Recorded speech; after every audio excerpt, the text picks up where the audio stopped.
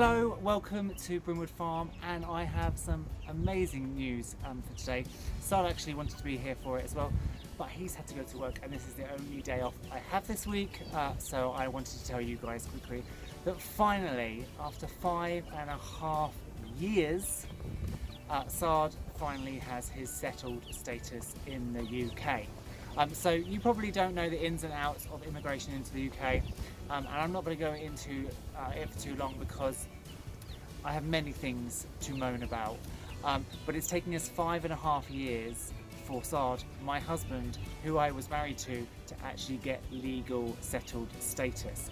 He's been here for the whole time, legally, but on multiple different visas to go through the process.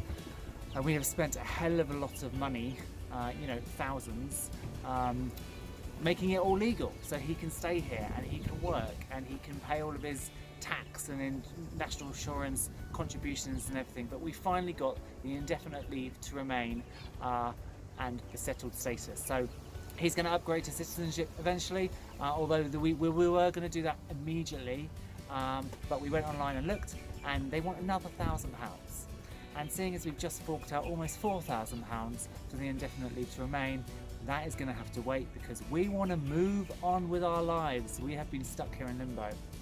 For any of you that watch the channel long term, this is one of the reasons why we've been stuck in this kind of predicament with this house. We talk about the farm all the time and that we've got this land and we want to move. But we literally just logistically and financially weren't able to do so because limitations on the visa, on Sard's previous visa, meant that we had to be bringing in an income of a minimum amount. Otherwise, his visa could just be invalidated and they could just deport him. So we couldn't risk up sticks, moving, selling the house, and then starting afresh somewhere else with no immediate income. Now, of course, now he's got the settled status, we can sell the house, we can move up towards the land, and if you've watched any of the previous videos, we're debating how we're going to do that logistically. It's not as simple as just moving up there and jumping onto the land in a caravan and building a house. We're not allowed to do that because of silly British rules, so we may have to go up and live in a rented property nearby while we sort out planning and then move.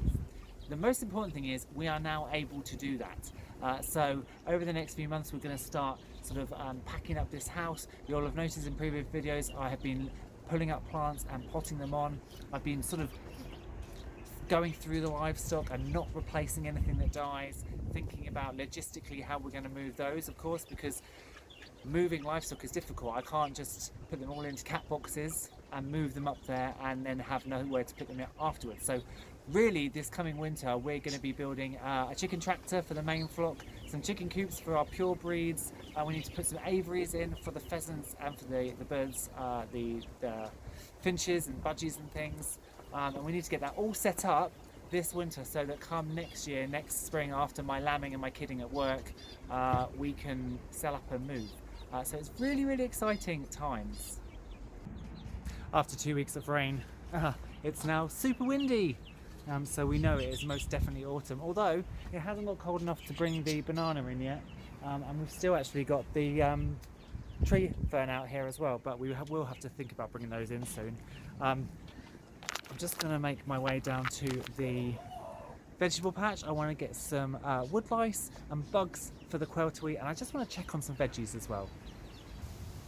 Well, here's our chicory, and you can see that the winter is coming because these lovely mottled ready leaves are now developing. So they start off green and then they turn to this reddy colour, and actually on this one you can see the new shoots are coming up, exactly how this plant, this chicory, is going to look in the end, with these bleached whitish centres and then these red dappled leaves. It's going to look absolutely beautiful.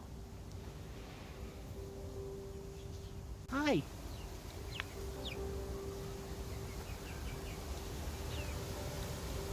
Hi!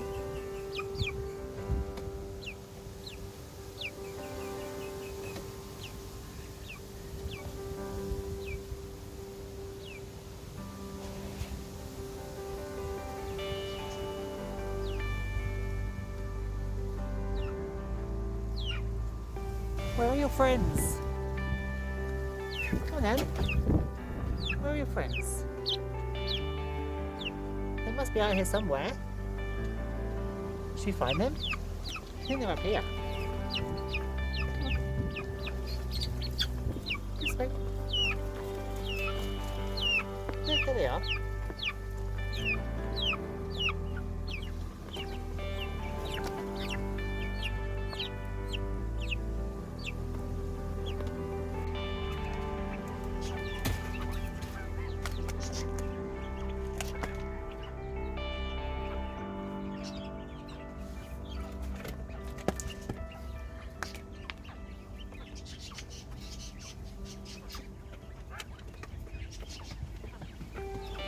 You're gonna miss the bugs.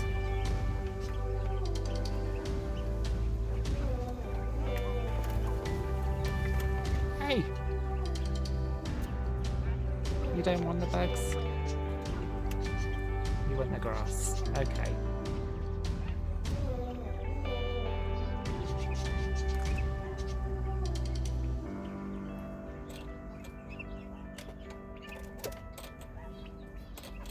There's some serious molting going on at the moment. You look a bit scruffy. Yes, you do. And you do as well. She looks super scruffy.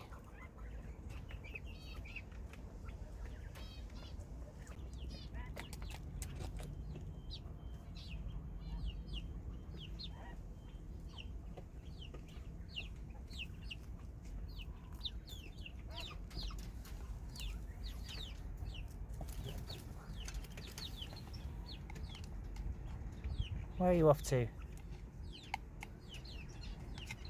Gonna grab some dandelion for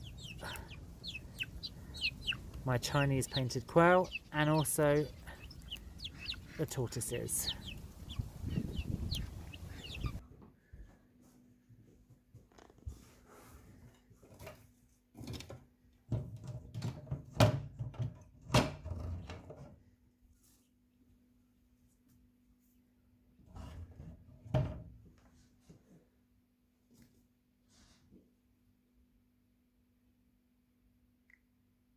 And, oh, is he interested? No, not interested at all.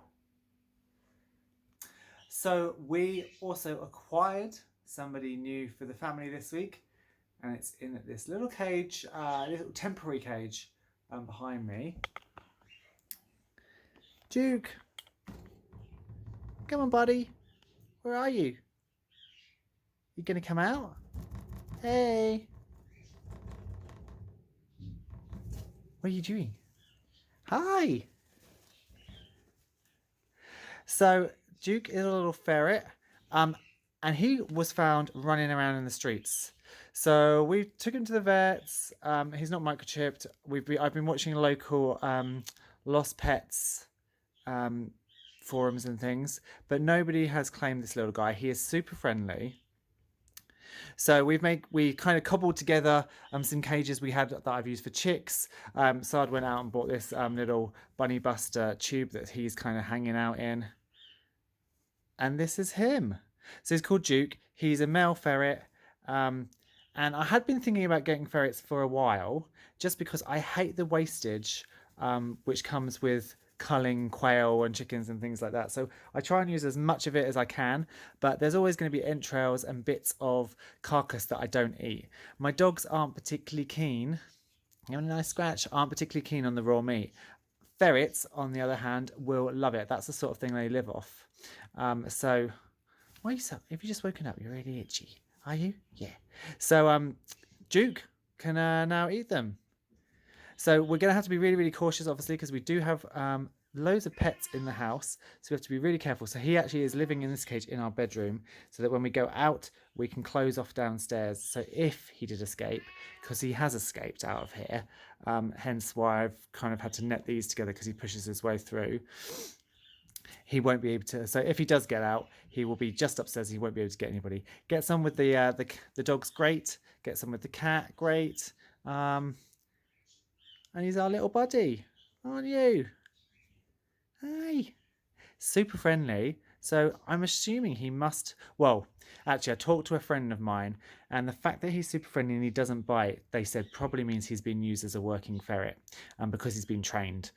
Most pet ferrets are a bit mental sometimes.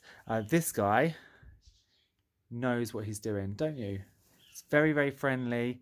If he starts to bite, you just shove your finger down his throat and he stops immediately. I've just woke you up in the middle of the day, but I wanted to show you off. So this is our new little ferret friend.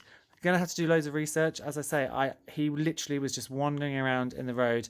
I got into the car, pulled the car door shut, and he appeared in my wing mirror. So I grabbed him immediately, looked around, nobody was there claiming him. We're gonna keep looking, but yeah, as I say, we've had him a week now, and he's a little star. So he will probably, if I can't find his owners, he will join our family.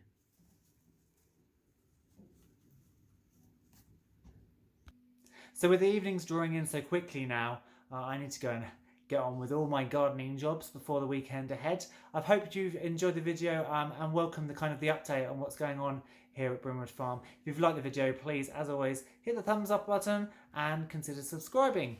If you're over on Facebook, come and join us at Brimwood Farm's community group. But for now, I'm going to say goodbye. Bye-bye.